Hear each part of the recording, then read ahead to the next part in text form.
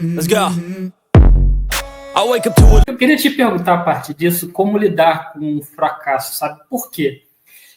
A gente pode falar aqui com um empreendedor que tenha perdido o negócio, mas até lidar com o fracasso de uma forma geral, né? Porque, assim, imagino que naquele momento você estava se sentindo atingindo todos os seus propósitos de cuidar dos seus pais, da sua família.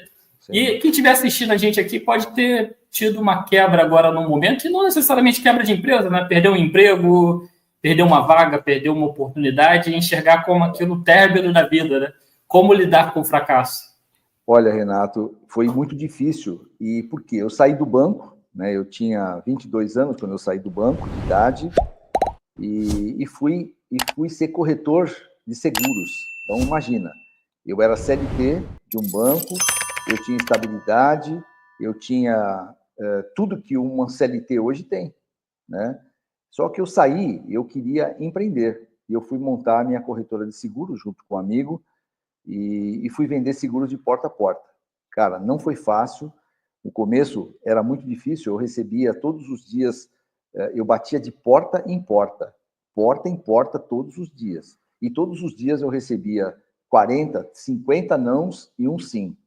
E esse sim, ele me acendia a chama para continuar. Então, quem está aqui nos escutando vai ter muitos nãos na vida. Mais nãos do que sim. Mas aquele sim, ele tem que te acender todo dia. E você não pode fracassar e baixar a cabeça com não. E fui montando uma carteira de seguros, e quando chegou um determinado momento, eu montei uma empresa de venda de computadores. Né? Nós estávamos na reserva de mercado, isso foi em 1990, 1986, acho que você não tinha nem nascido ainda. Não, 86 não, 88. 88, falei. Pois é, em 1986, eu montei com um amigo uma distribuidora de computadores, né? E eu comecei praticamente do zero, com dinheiro emprestado de um amigo nosso de Portugal. Quem está aqui nos assistindo hoje, Portugal tem muito na minha vida, porque foi um amigo desse meu sócio que emprestou $50 mil iniciais para a gente trazer partes e peças de computadores. E a gente foi crescendo, a gente foi vendendo. Em 1994, quando eu já estava no auge da minha venda de computador de parte e peça, eu já era um dos maiores distribuidores do Brasil, em plena reserva de mercado. Eu, com 30 anos de idade, eu já vendia $1,5 milhão por mês. Então, era um dinheiro muito grande. Eu já era milionário com 30 anos de idade. E aquilo, cara, você se sente o cara mais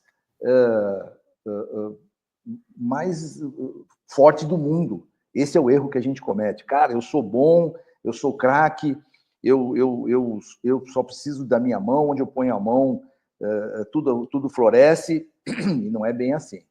1994 para 95, aconteceu uma grande revolução nesse mercado de informática, eu acabei quebrando.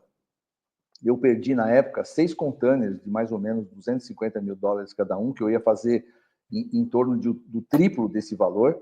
Ou seja, eu ia fazer uma média aí de 5, 6 milhões de vendas, e eu quebrei, fiquei devendo R$15 milhões, com 30 anos de idade. Porque, assim, eu perdi esse material que ficou preso na alfândega, só que ninguém te dá moleza. Os fornecedores querem receber, os impostos você tem que pagar, os colaboradores você tem que indenizar quando você quebra. E, para mim, foi uma experiência muito ruim da minha vida, tanto é que eu fiquei 2 anos em profunda depressão mesmo, porque eu queria achar quem foi o responsável por eu ter quebrado. Eu não achava que era eu me sentia um cara muito forte, eu me sentia um cara muito resoluto, mas a gente está vivendo um momento muito difícil naquela época, em 1994, porque a gente vivia uma inflação altíssima, muitos empresários quebraram, a gente estava acabando a reserva de mercado, foi por isso que a minha parte de informática acabou, e eu me vi numa situação extremamente difícil, devendo com 30 anos de idade. Meus pais não sabiam, ninguém sabia da minha família, pouco minha família sabia, meus filhos eram pequenos até então, e eu tive que sozinho rebolar e não podia chorar.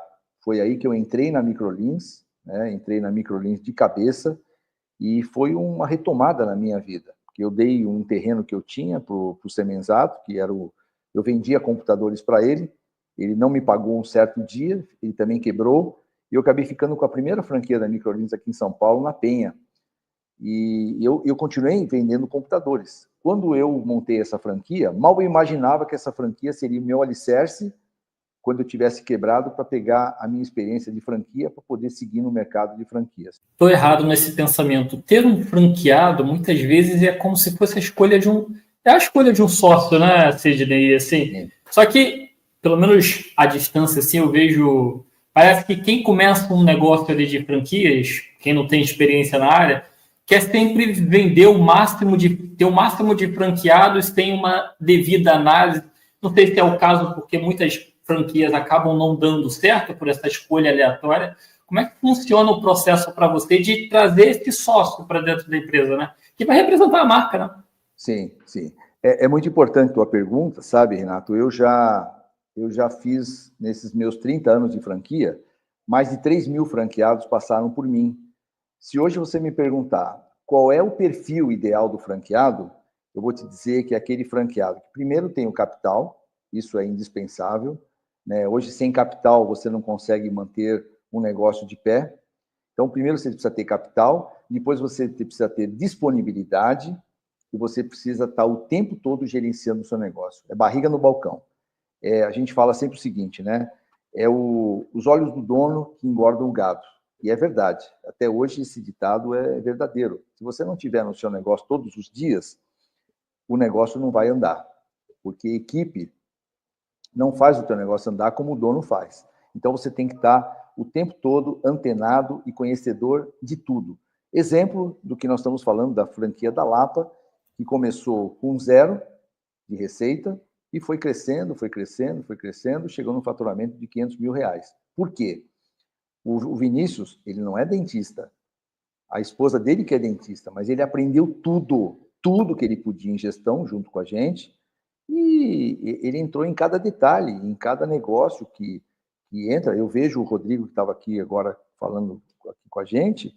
O Rodrigo é um caso, cara. Eu estive na franquia dele, ele já tem uma unidade clínica, e eu vejo assim, o valor de uma pessoa é estar o tempo todo olhando para melhorias, né? E o que franquia é bom? Franquia é bom porque você coloca um processo natural de sucessão. Porque vamos supor, Renato, hoje um dentista, vamos falar somente da área médica, né? O dentista, o médico, muitas vezes ele é procurado por causa daquele profissional que ele é. Só que hoje está acabando isso, já não é mais assim. Tanto é que as pequenas farmácias de bairro foram substituídas por grandes redes. Sim. As faculdades foram incorporadas, as pequenas foram incorporadas pelas grandes redes. E tudo está se tomando um rumo. Supermercados. Os pequenininhos estão desaparecendo e hoje está se criando mercados hoje de redes, como, por exemplo, a Oxxo. Não são redes, mas eles são unidades próprias. O Carrefour e Pão de Açúcar Minuto.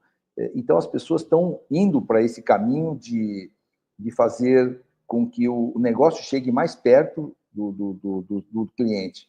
Agora, para isso, é preciso uma coordenação. Então, aqueles que são pequenininhos hoje vão acabar morrendo no meio do caminho. Então, hoje, se você não tem uma bandeira, é que nem posto de gasolina. Eu tenho certeza que você não abastece em posto de gasolina que não tem uma bandeira que você conheça. Ipiranga, Petrobras e outras que tem por aí. Você vai naquelas que você conhece. Bandeira branca, você não vai ter a mesma firmeza de ir numa clínica, num médico, etc. A não ser que você for indicado para ir até lá. Então, o que a gente faz? A gente tira o dentista do mocho, porque hoje o dentista ele trabalha muito solitariamente, e ele não pode ficar doente, ele não pode viajar, ele não pode ter a liberdade de estar convivendo, por exemplo, numa festinha de aniversário no dia de semana, ele não pode estar indo num evento da escola dos filhos, porque ele está o dia inteiro clinicando, ele está o dia inteiro sentado no mocho. E o que a gente faz? A gente tira o dentista do mocho e põe ele para gerir. E com isso, ele cria uma sucessão no negócio, porque ele vai tendo especialistas naquela unidade. E mais do que isso, né? Além de ele ter essa vantagem de ter um tempo mais flexível, ele não fica o tempo todo sendo a mão de obra. Por exemplo, semana retrasada eu estava com dor no meu braço. Se eu fosse dentista, eu já não ia mais trabalhar. E se eu tiver dor na coluna? E acontece muito isso com o dentista, tanto ficar abaixado, né, fazendo trabalhos repetitivos, ele fica com problema na coluna, nos braços, etc. Ele não tem direito de ficar doente. Ficar com uma gripe, né? Nós estamos vendo muitas pessoas agora nessa transição de tempo, com gripe, com H1N1, com Covid novamente. O dentista não tem essa oportunidade nem de falar, olha, vai ter alguém no meu lugar. Não, ele é sozinho. Agora, a franquia já não. Você já tem substitutos e a pessoa não vai pelo dentista X, ele vai pelo nome da empresa. E amanhã, se você cansar do negócio, ele tem um valuation, ele tem um valor, porque ele tem uma bandeira atrás dele, tem uma marca que vale muito mais do que simplesmente as cadeiras que ficaram lá, porque tem processos, e tudo que tem processo cresce, né? E é isso que a gente faz com o modelo de franquia. Sabe, assim, para mim toda a sua lógica que tu colocou agora na sua resposta faz muito sentido, mas eu quero te colocar uma pequena provocação.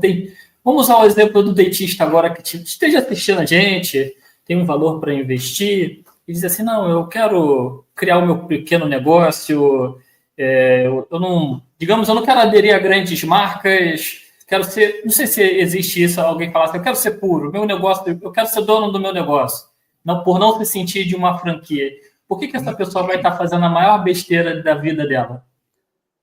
Primeiro eu vejo assim, ele vai continuar sendo dono do seu próprio negócio, porque franquia não quer dizer que eu vou ser dono da sua franquia. Aliás, você ter o sócio em um percentual de royalties só. Mas quem manda, quem gere a franquia lá na ponta é o dono, né? O que eu vou ser para ele é um consultor. Por exemplo, Renato, se eu vou voltar lá em 1994, quando eu quebrei. Se eu tivesse uma consultoria na época, se eu tivesse um mentor naquela época, eu não teria quebrado, porque eu não ia fazer muita coisa errada que eu fiz, entendeu? Então, eu vejo que, acima de tudo, ser um franqueado, ele vai ter uma mentoria constante, porque a hora que eu ver que esse franqueado está indo para o caminho errado, e pode acontecer, porque nós somos falíveis, né? Nós somos humanos, a gente vai direcioná-lo, olha, vai para essa linha que aqui está errado. Então, nós temos esse direcionamento. Então, o franqueado ele vai continuar gerindo o seu negócio como dono, mas nós vamos ter a oportunidade de levá-lo para o caminho mais fácil, assim como o Waze. Por exemplo, quando a gente saía antigamente nas ruas, a gente saía com mapinha, não é do seu tempo também, a gente saía com mapinha olhando para onde que eu vou. Hoje não, cara, hoje todo mundo pega o aplicativo, bota no Waze, e tem gente que ainda briga com o Waze, né? Não, o Waze está mandando para a esquerda, eu vou para a direita. Não, vai pelo Waze que está certo, tá? Então, para nós somos para esse profissional, esse dentista que você citou, o Waze para ele. Nós vamos dar os caminhos corretos para ele seguir e para ter sucesso, porque o sucesso dele é o meu sucesso também. E outra coisa, a coisa que eu acho também que é mais importante, além de toda essa consultoria, de todo o trabalho que a gente faz, ele vai ter uma marca que é reconhecida no Brasil inteiro. Vamos supor, Renato, que a Microlins não fosse uma rede de franquias. Ela fosse escolas com vários nomes. Ela não teria a força que ela tem hoje. Assim como a Embeleze, assim como a Escola Ana Hickman, assim como a Mais Laser, assim como o Boticário. Por exemplo, imagina se fosse um monte de perfumarias pequenininhas vendendo produtos que não tivesse a marca Boticário. Ia ser mais um brigando pelo mercado.